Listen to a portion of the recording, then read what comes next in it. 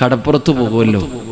കടപ്പുറത്ത് പോകുമ്പോൾ ഒട്ടിയ വയറുമായിട്ട് ഒരു പറവ ഇങ്ങനെ കടലിനെതിരെ പോവാ. ഇതിങ്ങനെ കടലിനെതിരെ പോകുമല്ലോ. ഒട്ടിയ വയറുമായി പോയി, നിറഞ്ഞ വയറുമായി തിരിച്ചു വരുന്ന പക്ഷികൾക്ക് ആരാടോ ഭക്ഷണം കൊടുക്കുക? ഇതൊക്കെ പറഞ്ഞാൽ 2 ദിവസം വഴുതു പറയണം. അള്ളാഹു ഈമാൻ തരുമാറാകട്ടെ. ഇന്നത്തെ തലമുറ എന്താ പറയുക, ഒരു പെൺകുട്ടി പഠിക്കണം, കല്യാണത്തിന് സമ്മതിക്കുന്നില്ല, വിവാഹത്തിന് സമ്മതിക്കുന്നില്ല. എന്താ കാരണം ചോദിച്ചപ്പോൾ പറയുന്നു, എനിക്ക് പഠിക്കണം, എനിക്ക് ജോലി വേണം, എനിക്ക് ജോലി വേണം. ഞാൻ ചോദിച്ചു, എന്തിനാ മോളെ ജോലി? ഉസ്താദെ, ഞാൻ ജോലി ചെയ്ത് പൈസ കിട്ടിയാലല്ലേ എനിക്കും എൻ്റെ ഭർത്താവിനും കൂടെ 2 പേർക്കും ജോലി ഉണ്ടെങ്കിലല്ലേ നമുക്ക് ജീവിക്കാൻ പറ്റൂ. ഇന്നത്തെ കൺസെപ്റ്റ് ഇതാ. എൻ്റെ ഭർത്താവ് മാത്രം ജോലി ചെയ്താൽ നമുക്ക് ജീവിക്കാൻ പറ്റുമോ? ഇല്ല, ഞാനും കൂടെ ഉണ്ടെങ്കിൽ 2 പേർക്കും സന്തോഷത്തോടെ ജീവിക്കാമല്ലോ. ഞാൻ ചോദിച്ചു, വാപ്പായും ഉമ്മായും പണ്ട് ഇതുപോലെ ഗവൺമെന്റ് ജോലി ഉണ്ടായിട്ടാണ് ജീവിച്ചത്? നമ്മുടെ ഇന്നത്തെ കുട്ടികളുടെ നമ്മളുടെ ധാരണ, ഉമ്മ മക്കളോട് കൊടുക്കുന്ന ഉപദേശം എന്തെന്നറിയോ? മോനെ, നല്ലതുപോലെ പഠിക്കണം, നല്ലതുപോലെ മാർക്ക് വാങ്ങണം, ഉന്നത വിജയം നേടണം, നല്ല ജോലിക്ക് കയറണം, നല്ല പൈസ ഉണ്ടാകണം, എങ്കിലേ നല്ലപോലെ ജീവിക്കാൻ പറ്റൂ. അതുകൊണ്ടാണ് നിന്റെ മോൻ 10ാം ക്ലാസ്സിൽ കഞ്ചാവ് കച്ചവടത്തിന് പോയത്. അല്ലാഹു ഈമാൻ തരുമാറാകട്ടെ.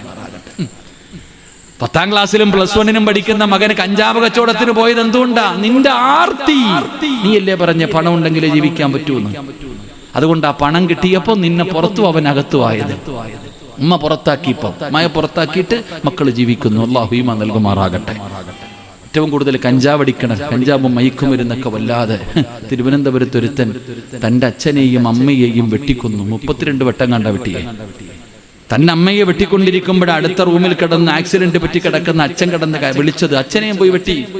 2 പേരെയും വെട്ടി ഞുറുക്കിയിട്ടിട്ട് കീടനാശിനി എടുത്തും ശരീരത്തൊഴിച്ചു. എന്നിട്ട് ഓൻ അതിൻ്റെ ഇടയിലിരുന്ന് ആപ്പിള് തിന്നുക, തീരുന്നത് വരെ.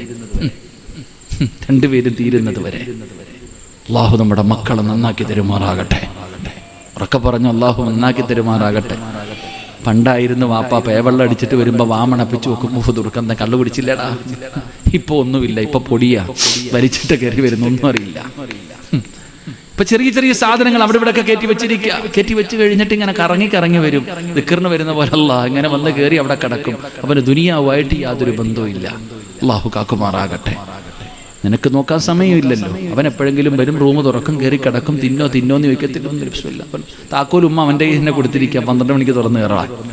പണ്ടത്തെ വാപ്പമാര് 8 മണി കഴിഞ്ഞാൽ ചോദിക്കും എവിടെ പോയെന്ന്. ഞാൻ നമ്മുടെയൊക്കെ കാലം, എൻ്റെ കാലമൊക്കെ ഞാനൊക്കെ 8 മണി 9 മണി എന്ന് പറഞ്ഞാൽ വല്ല വഴുത് വരണമെന്ന് വീടിന് പുറത്തിറങ്ങണമെങ്കിൽ. പണ്ടൊക്കെ ഒരു വഴുത് വരാൻ ഞങ്ങളൊക്കെ ആഗ്രഹിച്ചിട്ടുണ്ട്. വീട്ടിൽ നിന്ന് പുറത്തിറങ്ങാൻ പറ്റുന്ന ആകെ ദിവസം വഴുത് വരുമ്പോഴാണ്. അന്നാ 11 മണി വരെ ഫ്രീ.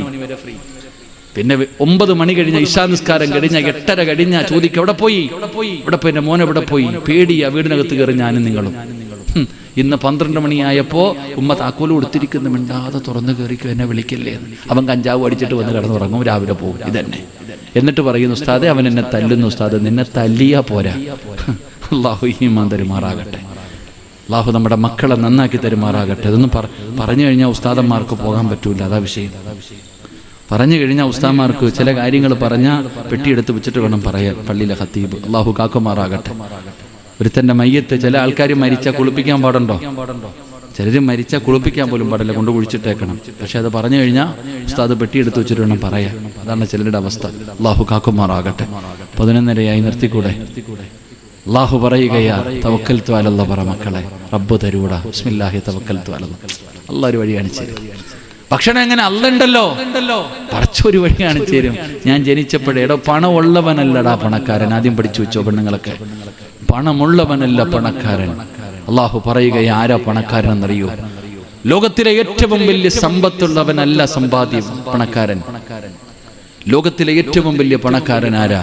എന്നോട് ചോദിച്ചാൽ പറയും ഞാനാണെന്ന്. അല്ലാഹു എനിക്ക് അപൂർത്തി നൽകുമാറാകട്ടെ. ലോകത്തിലെ ഏറ്റവും വലിയ പണക്കാരൻ ആരാണെന്ന് എന്നോട് ചോദിച്ചാൽ ഞാൻ പറയും ഞാനാണെന്ന്. ആരാ? ലോകത്തിലെ ഏറ്റവും വലിയ സമ്പന്നൻ ആരടോ?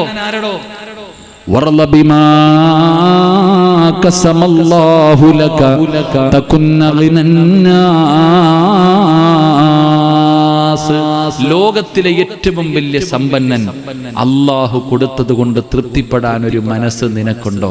നീയാടാ ഏറ്റവും വലിയ സമ്പന്നൻ. അല്ലാഹു ഈമാൻ നൽകുമാറാകട്ടെ. ഇന്ത്യയിലെ ഏറ്റവും വലിയ പണക്കാരൻ അംബാനി അല്ലേ? എന്നിട്ട് പോകുമ്പോൾ ആരുന്നില്ല പല സ്ഥലത്തുനിന്ന്. ഒരു തികയുന്നുണ്ടോ? പിന്നെയും പിന്നെയും വാരി കൂട്ടണമെന്നുള്ള ആർത്തിയല്ലേടോ. എന്നാ നീ തമിഴ്നാട്ടിൽ നിന്ന് ഈ റോഡിൽ കുടിയെടുക്കാമെന്ന് കിടക്കണ അണ്ണാച്ചി അണ്ണനെ കണ്ടിട്ടുണ്ടോ ചേട്ടനെ? അവനും അവന്റെ ഭാര്യയും കൂടെ കുടിയെടുക്കും രാവിലെ മുതൽ വൈകുന്നേരം വരെ. 500 600 കിട്ടും, 700 രൂപ കിട്ടും. ഭാര്യയും ഭർത്താവും കൂടെ ശമ്പളവും വാങ്ങിയിട്ട് ഏതെങ്കിലും പൈപ്പിന്റെ ചുവട്ടിലോ പുഴയിലോ പോയി ഒന്ന് കുളിക്കും. എന്നിട്ട് ഇവർ രണ്ടുപേരും കൂടെ പടച്ചവനെ ഏതെങ്കിലും ഒരു തട്ടുകടയിൽ കയറി 4 ദോശയും ഒരു ഓംപ്ലേറ്റും ഒരു ബുളുസയും അടിക്കും. അൽഹംദുലില്ലാ.